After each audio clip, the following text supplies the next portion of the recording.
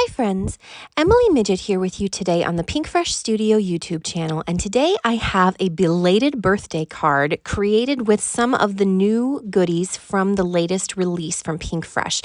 I'm going to focus on the Classic Correspondence set, which has a press plate set and a stamp set with the coordinating dies and stencils that we love, the floral square frame, the nested rectangles postage edge die, which I'm going to pair with a champagne glitter cardstock from Pinkfresh. Then I've got the diagonal plaid press plate, and then some ink. I've got warm buff, begonia, peony, and cherry blossom ink. And then I'm also going to use some specialty ink, a bronze metallic ink. And I've got some pretty colored cardstock that matches that peony ink beautifully. And then also some pearlescent metallic blush colored cardstock that works perfectly with the press plates. So let's get started. I'm going to start by using that bronze metallic ink with my diagonal plaid press plate. This is a Lisa Horton ink, and I wanted to use it because it's got that subtle metallic shimmer. And I wanted to add some of those just really subtle shimmer and shine to my card because I was using a lot of matte cardstock. I wanted to add some pops of shimmer and shine. So you can see that I used, this is just the creamy Better Press cardstock, and I used that pigment ink with it, and it worked beautifully. And you can see the subtle shimmer on the cardstock. So now I've got the Classic Correspondence press plate, and I am using that with warm buff ink from Pinkfresh. And I really like using warm buff ink with the press plates. It doesn't create exactly a no-line coloring look, but it's very similar. It's very subtle. And so I've pressed that, and now I've got this is kind of my shim, I'll call it.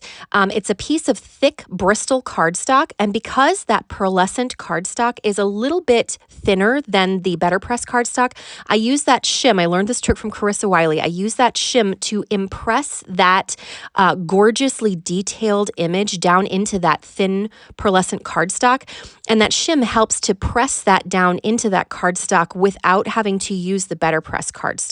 So that's just a really fun trick to be able to use your non-Better Press letterpress cardstock. And I love that trick. I think Carissa is a genius for coming up with that.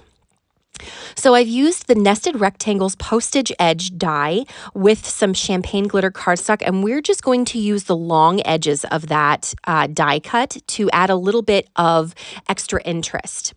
I've tried to break up the video into my pressing and my die cutting, and now we're going to work on the stenciling.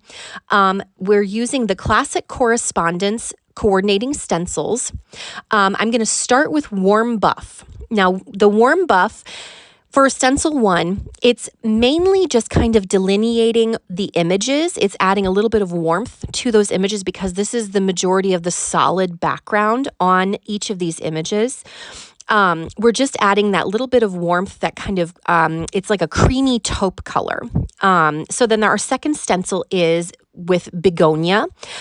This is going to be the bottom of our envelope. So it's going to be a little bit darker because it would be, in theory, it would be in the shadows. I am using the 1-inch Pinkfresh blending brushes, and these blending brushes blend like a dream, and if you don't have them, I highly encourage you to try some out because they just make blending so simple. So our third stencil is peony. It's a little bit lighter shade from the begonia. And I did get a little bit heavy-handed with the peony. You can see that there's not a lot of contrast between the flap on the envelope and the bottom part of the envelope. So we're going to go back with stencil 2 with some more begonia ink to kind of increase the contrast with that a little bit. So now our fourth stencil is peony and cherry blossom. We're going to use 2 different colors of ink on this stencil 4 because I wanted that ink bottle to be a little bit lighter. So we're going to do the accents, the floral accents in the peony, which is the medium shade of pink. And then for the ink bottle and the handle of the pen and different things, we're going to be very light-handed with the cherry blossom ink. We're going to kind of do a little bit of shading, keeping the concentration of ink along the edges of that ink bottle and kind of doing a light sweeping motion towards the center. And you can see that that creates a lovely gradation of color to add a little bit of shape to that image. For our final stencils, we're going to be using cherry blossom ink to add some extra detail to the flowers on these images. And I think that it's such a subtle color combination, but I think it's so pretty and unique and very feminine with those pretty floral images and then this pretty feminine color combination that's just warm and inviting to me. So now I've used the coordinating die, which is one of those one-piece dies that we love from Pinkfresh. It cuts everything out in one fell swoop. And you can see all of the lovely detail that I was able to get with just ink blending. I think that is such a great time saver because I could have watercolored this, but those stencils, they save so much time and they're great for people who don't like to color maybe. So now I've got the Classic Correspondence stamp set, and I'm going to stamp 2 different sentiments from that stamp set. I've got the happy belated birthday, and then I'm sorry for the late delivery, and I'm using that bronze ink, that metallic ink again. I'm stamping it 3 times to make sure that I get great coverage. I've got a piece of linen cardstock that's about the same creamy color as my Better Press cardstock, and I'm just adding some clear embossing powder over the top to really make that sentiment pop from that creamy cardstock. I want to make sure that that has maximum contrast so that it's maximum visibility.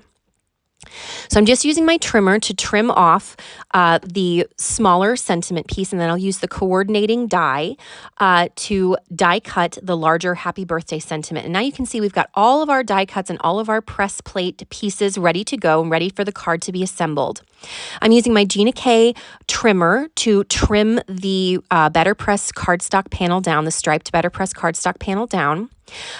This press plate is actually meant to be used to create a plaid, but I loved the look of the stripes because it reminded me of like the Royal Airmail stripes. So I just used it once with my press plate.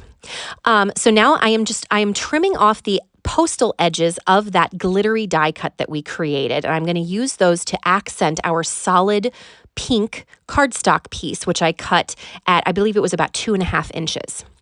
So I'm just going to use some glue to adhere those postage edge die cut pieces along the back of my pink cardstock piece, just so that they're sticking out, peeking out a little bit over the top, because we want to just have that glittery accent to kind of create a little bit of contrast between the striped background and the solid pink cardstock panel that is going to be the ground for our die cut arrangement. So I'm using some thin foam adhesive squares to adhere that piece to my striped background.